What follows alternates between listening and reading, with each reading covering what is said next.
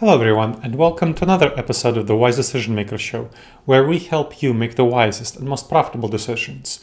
And today we'll talk about the wisest and most profitable decisions about bias in bid procurement. So that's what we'll focus on. Now, bid procurement is procurement in government contracts where you try to get a government contract. So you bid on it, and the successful bidder gets the government contract. Now, there are often, when the government contract happens to go awry, in some cases the government contract process happens to go awry, then there will be a bid protest.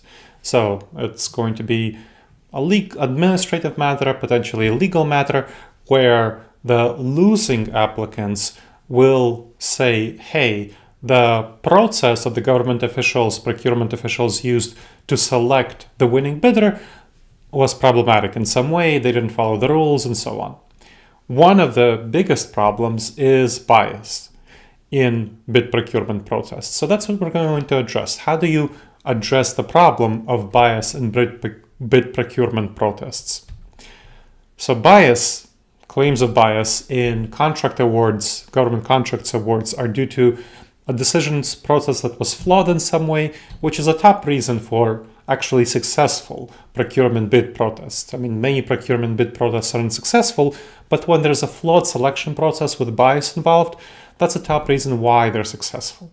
So it's really the responsibility of procurement officials to assure that the decision-making process is clearly and transparently free from bias.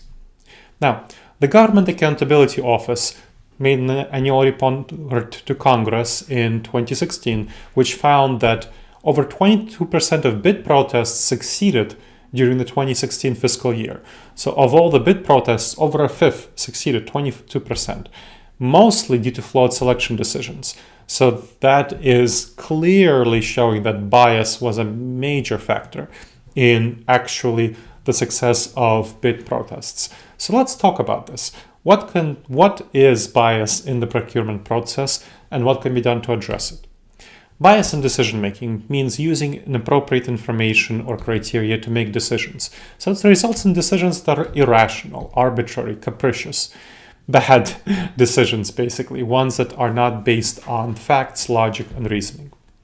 Now, there are a number of forms of bias, and there are two main forms of bias. One is deliberate bias, which are prejudged. You know that it's deliberate. So prejudged, preconceived ideas and choices. That's deliberate bias. And there's also implicit bias, where there's a failure to protect against various forms of bias that leads to poor decisions without an intention to do so. But the problem there is that the human mind is inherently biased, and if you don't protect against bias, you will often get a poor decision. So how to avoid irrational decision-making is to learn the specific patterns that cause us to make these bad, irrational, capricious decisions, called cognitive biases. So cognitive biases are the specific ways that our mind is miswired to make bad decisions, dangerous judgment errors. Now, we are hardwired to make some bad choices. We're hardwired to fall into these cognitive biases because of a combination of our evolutionary background and the structure of our minds. Our evolutionary background, we're not evolved for the modern environment. Let's say remote work, right? This new rise of remote work where some people are able to work fully, just as small squares in a Zoom screen. We're not wired for that. And so there's a reason that a number of leaders are making some poor decisions about remote work, as an example. They say, no, we want to go back to the office because we're wired to live in small tribes of 50 people to 150 people. But we can change our behavior, we can change the way we think about things, and we can protect against that tendency to be tribal, to live in small tribes, by making sure that we make good choices about how we cultivate relationships deliberately in remote work. And so there are many companies that are successful working fully remotely, or some people working remotely. And that's one way of overcoming the problems in our minds about tribalism. So we need to learn about these cognitive biases and overcome them. And to do that, we need to integrate the practice of debiasing, defeating cognitive biases in procurement. So we want to minimize those potential judgment errors. So that's what we're going to talk about. Now, one of the biggest problems I see as a common bias in the procurement process, having helped a number of procurement officials get good results in procurement and protect against cognitive biases, and also being on the other side as a legal expert witness, helping in a lawsuit against procurement officials who had a pretty biased process. I was on both sides of the aisle. And so I see one of the biggest cognitive biases is called the confirmation bias, where there's a tendency by procurement officials to look for information that confirms their pre-existing beliefs. So for example, they have certain information about procurement applicants and they have pre-existing beliefs about them. And they look for information that confirms their beliefs while actively ignoring information that doesn't conform to their pre-existing beliefs. So that results in poor decisions. They're not objective, and irrational, arbitrary, and capricious procurement process, which is going to often get you sued as a part of a bid process, which is really something that procurement officials don't want. I know from working with procurement officials. I mean, nobody wants to get sued, right? So, second cognitive bias is belief bias, where we evaluate arguments for applicants based on pre-existing beliefs about their quality. For example, personal likes or dislikes of a procurement official about a certain applicant, rather than the facts that are present in the application. So that's a big problem, belief bias. Another one is called the anchoring bias. The anchoring bias. We really rely too heavily on our initial information about a topic, and that results in playing favorites in the bidding process based on first impressions, pre-existing information. So you don't want to simply rely on the pre-existing information, and that's a problem, because we tend to be too anchored to it. So we need to address the anchoring bias in order to make good decisions. Next is the availability bias. That's about what information is available in your memory. So we look for information that's most easily available in our memory rather than what's truly important. So when we think about, what's important, what's available in my memory about this applicant or this aspect of the situation of the application, this criteria. So we might focus on one criteria when we really should be focused on all criteria, because the criteria is most prevalent in our memory because there was a problem with a certain aspect of that criteria, for example. And so we want to accurately evaluate the application. We want to look at all criteria. And so we want to focus on what's truly important. Next one is the halo and horns effect.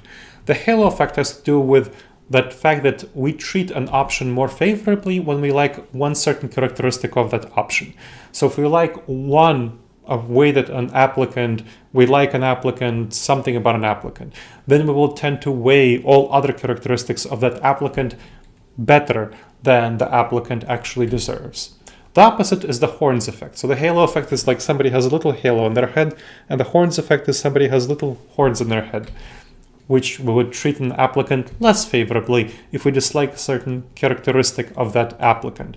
And that characteristic, by the way, might have nothing to do with the bid proposal. Maybe the person who came to propose the bid was somehow off in their appearance, or they reminded you they had the same name as the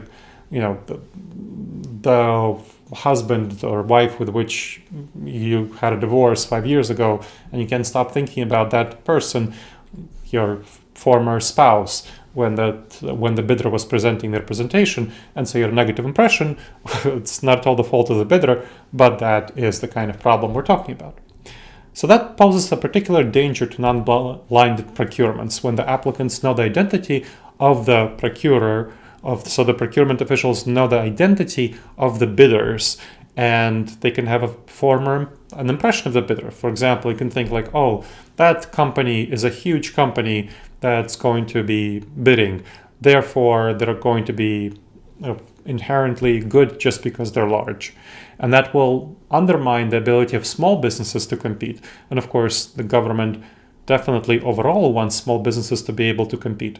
But if you just go by brand name and know that you're familiar with a brand and you're not familiar with another brand, then you will tend to favor the brand that you're familiar with, even though perhaps the brand that you're unfamiliar with, the small business, might do an even better job at lower costs.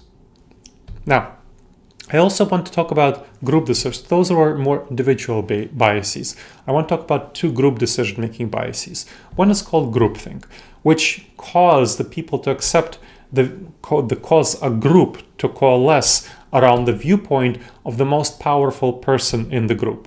So it's driven by desire for consensus, peer pressure, and so on. And so despite potential reservations, the evaluators will coalesce around the most influential group member because they want harmony. And this, of course, causes biased decision-making because the point of a group is that you want disharmony, meaning you want different perspectives and you want people to voice their different perspectives. So you need to really fight groupthink. Another problem is called the authority bias, where certain people in the group or evaluators might have authority. And if you perceive those people as having more authority, then there's a tendency to give your opinion to favor their opinions more highly. For example, more experienced evaluators, higher level executives, the facilitator of a consensus meeting, even though they might not have better information about this topic. Maybe they're a high level executive and they have power, but a lower level evaluator might have much better information about the topic of the bidding proposals, but they're not going to be listened to because of authority bias, because they're perceived as having less authority and therefore having less status and less prestige. So this is something that may cause biased outcomes. Now, a big problem is that I see a lot of procurement officials having essentially a deliberate indifference toward a bias in evaluation. So there was a bid protest case that I'll share about. It's a Medicaid management contract award in a state worth over $20 billion. So it's a long-term contract for insurance companies to manage Medicaid in a state, overall worth over $20 billion. It's a huge one. So there were consultants hired to facilitate the procurement evaluation, who lacked any awareness of training in cognitive biases. They're not familiar with any of the common cognitive biases that I described, and they admitted that the consulting firm that they work with has no policy to identify bias. That's ridiculous. I mean, it's completely absurd that this is what happens, but that's what happens on a $20 billion bid for major Medicaid procurement case. This was $20 billion. And the firm that was hired was to facilitate it, major consulting firm, and they really had no policy to identify bias, no training for their consultants to identify bias, even though the consulting firm had several millions of dollar contract on this, because this took place over a year and they had a number of staff members working. So this is a problem. So preventing bias should be the end goal of procurement evaluation, and that the Medicaid case, there was an evaluator who served as the state medical director who testified that removing bias is another thing that's important, and that the contract award process was designed to be as objective as possible. And there was a state employee who headed the procurement process, procurement manager, testified that the entire procurement process was designed to prevent bias. But clearly, we saw that that's not what happened. So what they did was that evaluators were asked to sign a document saying they weren't biased. So, pinky swear, right? I'm not biased. Avoid outside communication during the period of evaluation, but they didn't have education about cognitive biases, so this couldn't really protect them against them. The overall process was seriously vulnerable to biases. So the lessons that you should learn from that lawsuit against the Medicaid management contract award, the $20 billion contract award, and where bias was the center of the case, is a lack of concern with addressing bias seriously cost the Department of Medicaid. The bias in the procurement process could have been really avoided relatively easily at a much, much lower cost than the Medicaid department paid in the lawsuit, with education about cognitive biases and expert-based interventions. So you can get education and you can get an expert to evaluate the actual procurement process to make sure that it's protected against biases. It's going to cost you way less than the resulting bid protests and the lawsuit and so on. I hope you've benefited from learning about the danger of bias in the bid procurement process, and please make sure to subscribe to the Wise Decision Maker Show wherever you check this out, on YouTube, iTunes, whatever. Make sure to leave a review. We love to hear what you think, and recommend us to your family and friends, which is a great way for them to discover the show. They'll be grateful to you. All right, everyone. I look forward to seeing you in the next episode of the Wise Decision Maker Show. In the meantime, the wisest and most profitable decisions to you, my friends.